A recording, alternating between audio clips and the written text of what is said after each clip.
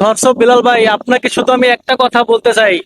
আপনি যখন হোটেলে চাকরি করতেন তখন থেকে আপনার ভিডিওগুলো দেখি, তখন থেকে আপনাকে ফলো করি, আপনাকে অনেক ভালোবাসি। কিন্তু আপনি আগে কফি বানানোর ভিডিওগুলো আপলোড করতেন আর মাঝে মধ্যে ছন্দের ভিডিওগুলো দিতেন। আপনি ছন্দের ভিডিওগুলো দিয়া হাজারো লাখো মানুষের মন কেড়ে নিছেন বা জনপ্রিয়তা পেয়েছেন। কিন্তু আফসোসের কারণ, আপনি সেই আগের মতন ভালো ভালো দারুণ দারুণ ছন্দের ভিডিওগুলা আমাদের মাঝে আর দিচ্ছেন না। আপনি 24 ঘন্টায় খালি লাইভ করেন আর আপনার বাড়িতে বিভিন্ন কাজে লিপ্ত থাকেন। তাহলে আপনাকে আমরা ফলো দিছি আপনার কন্টেন্ট গুলো দেখার জন্য, কিন্তু আপনি সেরকম কন্টেন্ট না দিলে আমরা তো বক্তবিন্দু হতাশ। তাই আশা করব আপনি সেই আগের রূপে ফিরে আসবেন আর সেই কাঁপানো ছন্দগুলা আবারও আপনি আমাদের মাঝে শেয়ার করবেন। এই ফেসবুকে আপনার মতন ভাইরাল কেউ হয় নাই, আপনি এখনো ফেসবুক কাঁপিয়ে যাচ্ছেন আর ভবিষ্যতেও কাঁপাবেন।